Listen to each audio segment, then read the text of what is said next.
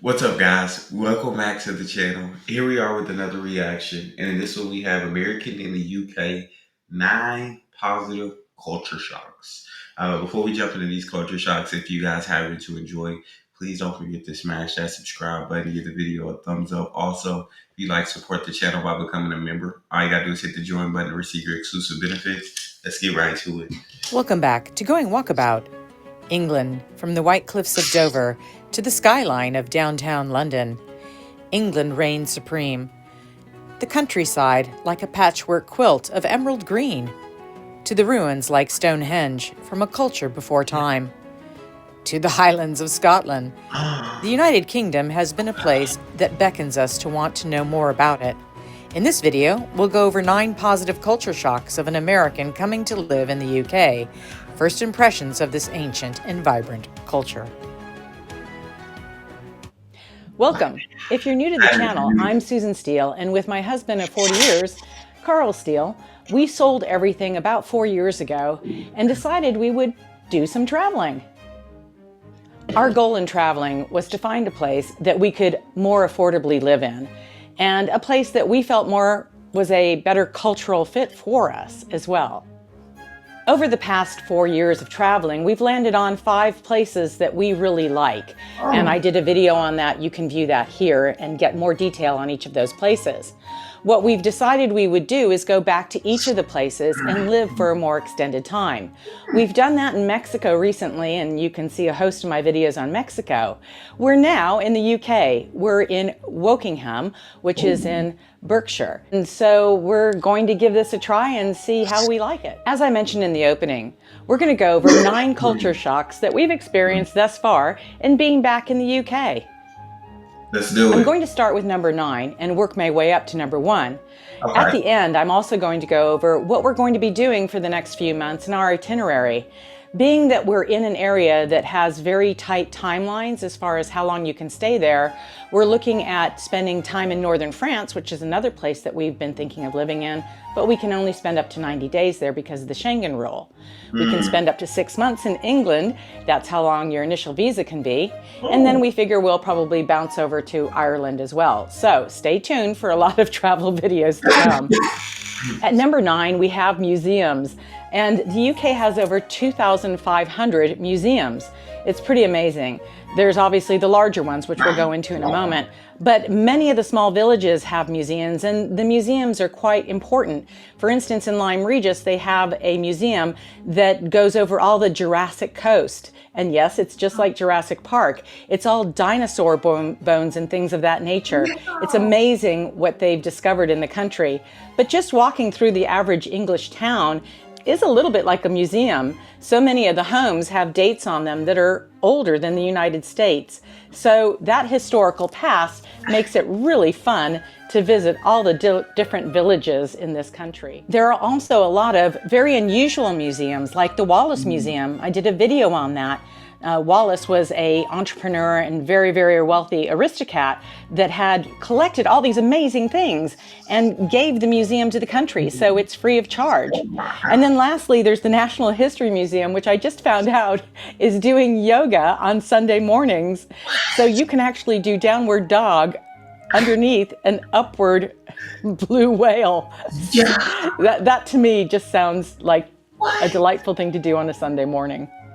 Okay, number 8, and that's... I think that is pretty awesome. All the museums that are in the UK, and then all the museums that are free of charge that you can just go out and get to walk around and see.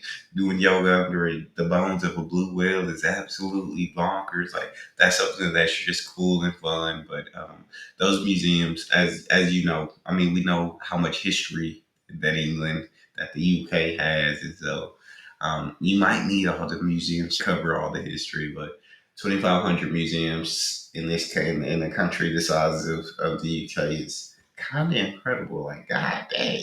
The multicultural society. As Britain ruled the world definitely came to Britain. The effects of a multicultural society are enormous. The food here in the UK is very diverse, my favorite being chicken tikka masala. But you also have so many different perspectives that allow for a lot of ingenious things. Some of Hmm. the great advances to the British society by folks from other countries that came or immigrated to the UK are things like the Ritz Hotel that was started by a Swiss entrepreneur. And then there's the Mini that was actually invented by a Greek entrepreneur. And then there's M&S, which we think is one of the bedrocks of the UK society.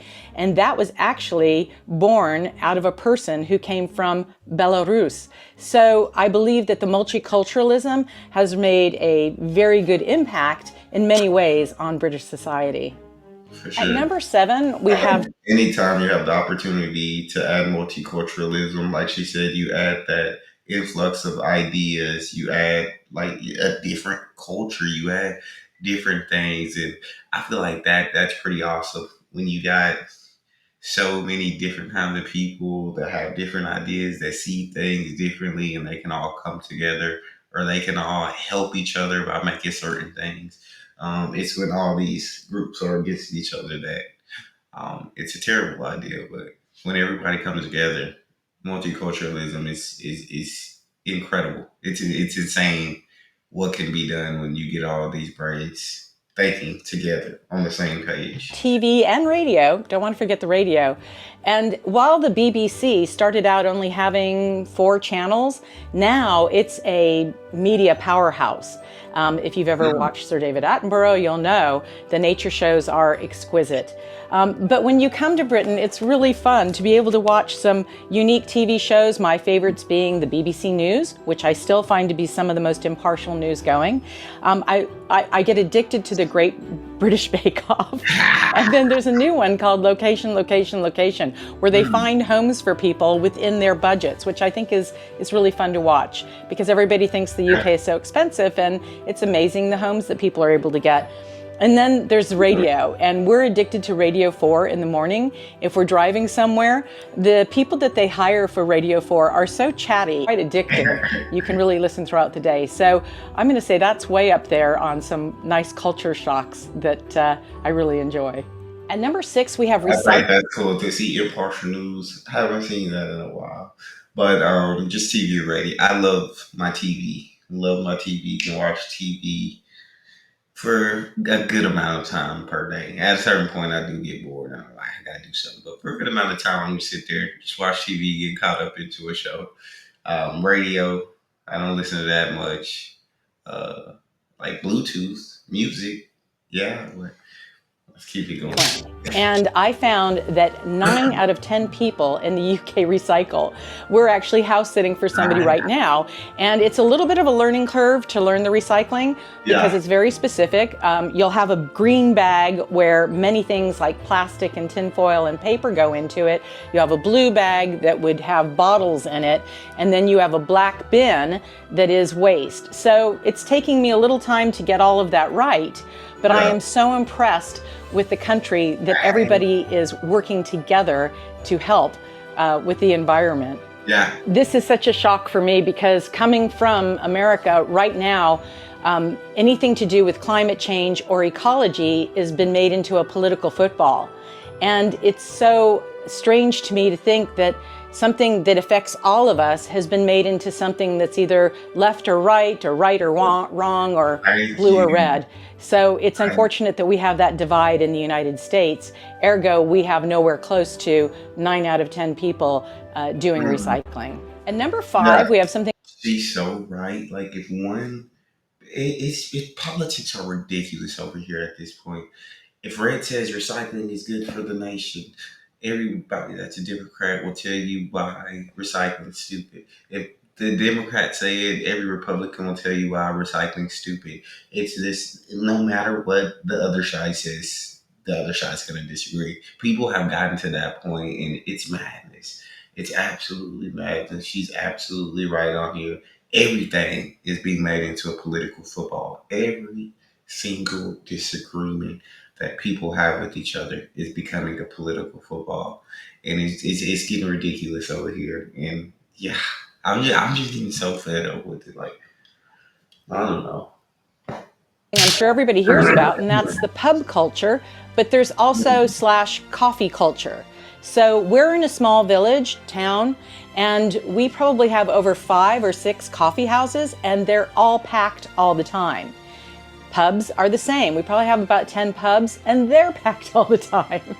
And that's because there's this lovely culture of people going to either a pub or a cafe to have a chat, to meet up with someone during the day. It gets you out on a rainy day. You can still go for a walk. You get to catch up with friends. I saw 2 women sitting outside, both under umbrellas, having a coffee the other day at their coffee shop. It's a really nice culture. We've kind of lost that in America. We certainly have Starbucks, but that's nowhere near the same feeling. And then we don't have the pub culture, which we've got more bars, and that's not really a place that you feel comfortable taking your kids to. This last Sunday, we did a pub lunch.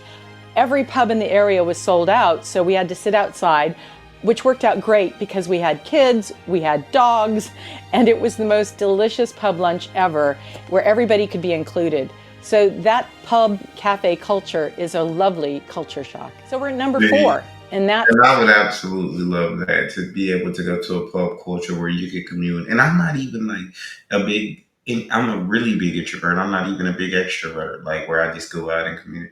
But to just kind of go in a pub with the family, like, and be able to drink and enjoy ourselves. And, there's going to be other families there. Somebody's going to say something at some point, and we're going to talk and we're going to make friends. And there's just community environment. Like, that's real cool. That the towns are walkable. Coming from California, where I spend 75 to 90% of the time in a car, it's wonderful to be able to say, oh, I'll just pop down to the mailbox, or I'll pop over to the grocery store. And that's within about a mile walk. If you want to go into town proper, it's maybe a mile and a half. But everything that you need, you can get through walking. And that's also something that they've done a good job with, at least in this village. There's a lot of sidewalks everywhere, and there's a lot of walking paths. So they're really looking at accommodating people to help them get out. Many people may not have a car, so it's wonderful to be able to walk into town, have a coffee, do your shopping. It's a great day out. And it's needless to say, walking is great exercise. I was flabbergasted this Sunday when our friends took their children, a little girl of 7 and the son of 5, walking to the pub. It was a mile and a half to the pub and a mile and a half home. And those kids walked those 3 miles, no problem. It was very impressive. I do love that. But starting people early on getting out and walking every day is great exercise. And it's why they can eat those great pub lunches, because they work them all off. Yeah. Okay, number 3, culture shock. Definitely, I love to walk. One thing I love to do is walk. But because I live in the U.S., I don't like go to the park to walk. Like, if I can't walk outside, I'm just walking around my living room. But I finally been blessed enough to be able to move into a house. Like, it's a rental, but that's in a nice little subdivision that has a little circle I can walk around, where there's not going to be a lot of cars, not going to be traffic. It's going to be, and we got sidewalks that I can just kind of walk around. That is very nice. And I have took my son on some walk arounds, and we just kind of listened to music, walked, and enjoyed it. And he loves to move, so once he can actually walk himself, we'll definitely be doing that. He'll get tired, and I'll have to pick him up, but it'll be nice. Stock is great produce and meat. And when we come over to the UK, we're always surprised at how good the food tastes. Eggs taste like eggs used to taste. In the United States, things have started tasting very watery. So it's very hard to tell the difference sometimes. Fruit does not taste that sweet. Tomatoes are really watery. Eggs definitely don't have that robust, rich taste to them either. I did some research and I found out that the reason things taste so good over here is because the UK has one of the highest standards in the world for health safety in food. That means they don't allow any chemicals in their food. It means that when you go grocery shopping, you really have to look carefully at the sell-by dates, because they do expire almost immediately, as close to those dates as possible. It's because there's no additives in the food to keep them so that they don't go off. The bread tastes wonderful to me because they don't put sugar in the bread, but they don't put any additives either, which means you've got to buy bread more frequently or eat it more quickly. I get that. Regardless, That's something I really enjoy, and it's a great culture shock to come back here and get food that I know is not chemically enhanced in any way, and ergo very, very healthy for you, and it tastes better too. Okay, at number 2. I'll say, to me, eggs still taste the same here. They're more expensive, but they still taste the same. But she is right about the fruit. It's. I remember as a kid, it's not as sweet as I remember. And now that I eat it, it's not as sweet, and it's not. There's something about it. And yeah, everything that they put into our food just kind of sucking flavor out. So and if you want the like good stuff, you got to pay more for it. And a lot of us, with the cost of living, we can't afford to also pay for the good stuff. But I will say, I usually always went to Walmart, which is a grocery store here, and it's just produce was never great. I'll get it from Costco, like fruits. Those fruit, it's their top of the line. The sweetness, it's amazing. It's a world of difference. So sometimes you do just got to find the right grocery store, um, and you are just gonna have to pay a little bit more. I have something that's really important, and that's that every time I come to the UK, I feel safer. And that's because they don't allow guns. And I looked up the statistics, and what you're going to see is that the United States is literally the top in homicides, and the UK is literally the lowest. And all of this is due to guns. Sadly enough, we've only been here a couple of weeks, and within the first week we were here, there was a shooting at a school in the United States, and children were killed. I'm not sure why it seems like so many children are targeted, but it is become something that is making the United States a very insecure place to want to live in. Yeah. It's unfortunate to think that children are paying the price for the decisions made by adults right now in the United States when it comes to gun control.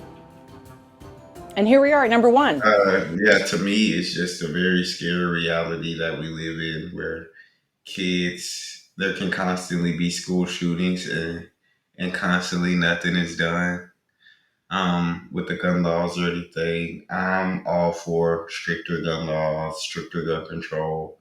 Um, but also, I think people that are against it I think they have a valid point in saying, hey, like, we have a deeper issue that needs to be solved. Like, people are snapping. Like, there's something going on. There's more going on than just guns, because a lot of countries have guns and don't have this high gun rates. So I do think there's an issue to that. But I think until we can get to that issue, there has to be stricter gun control, stricter gun laws, and we need to dig into the real issue. But for the moment, since that real issue still exists and is going to take time to dig into and get to, we need to take these tools away to keep these people from being able to take so many lives. And of course, you can strict gun laws, you can even try to ban guns, and criminals are still going to get their hands on them. I get that. I understand that completely. But that's a lot less guns on the street. And a lot of the times, these homicides or these suicides or anything that is happening are not people that are bad, or not bad people, or not criminals, or people who have just got fed up either with life, or who just struggled so much, or who just got absolutely beat down, or who just went through it day after day and they snap. They're not criminals when they go in and get that gun, but life beats them down to the point where something snaps in them, and now they have a gun. And so that it bothers me, because like, I have a son now, and like, to see these gun deaths, they move me in a different way, because uh,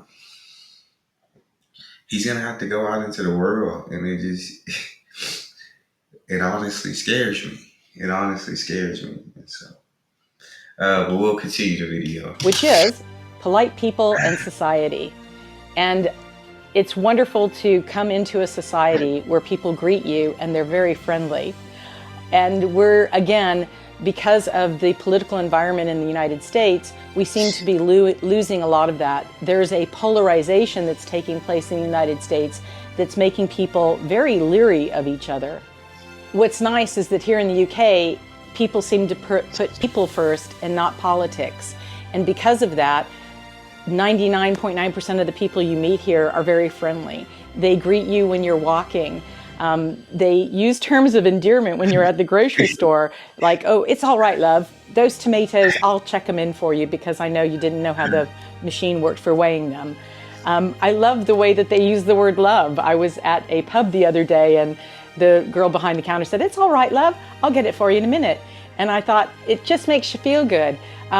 We've lost a lot of that in the American culture, and I hope we get it back at some stage, but it is really nice to live in a society that puts politeness first. And you can see it with the kids as well when you talk to children in the stores, and that really does make a huge difference to the day. So in a nutshell, what do I see? I see a society that works together for the environment. I see a society that really appreciates better quality food, more than anything, that prizes safety and a safe society, not having to worry about things like guns. And then politeness before politics, which I think is a wonderful thing to have. So as promised, what are we going to be doing? Well, we're going to be spending a lot of time in the UK over the next few months. It's a place that we have always gravitated to, and we're going to... And as we saw recently on the news, RIP to Charlie Kirk and his family. Um, like she said, people can't put people before politics. Politics are put before people. And so, because someone has a different opinion, um, people are willing to take people's lives for having a different opinion. And yeah, when you see that stuff, it scares you. And I never really paid attention to it because I hate seeing it. And when my wife showed me what happened to him, and she showed me the video, and it just like I just felt like truly like disturbed, and I felt it really bothered me to my core and to my soul, and it scared me to think that like this is a reality that we got to raise a kid in. And in saying that, I am glad that she finished with that politeness over politics, and because um, there are a lot of great people in this world. There's so much positivity. It's just the negativity gets really loud when it's posted so much and you see it so much. But there's so much positive people and so much polite people and so much hope and greatness in this world that you just can't forget about that when you see all the evil. You can't forget about all the greatness. So I'm so glad that was her final point. Now she's going to kind of talk about, I just want to hear the kind of non-culture shocks. I know she's going to talk about where she's traveling to next, where they're traveling to next. And she seems like an absolutely amazing woman, very polite. Y'all make sure y'all go subscribe to her channel. If you enjoyed this video, please don't forget to subscribe, give it a thumbs up. Check out the next. I'll see y'all next time.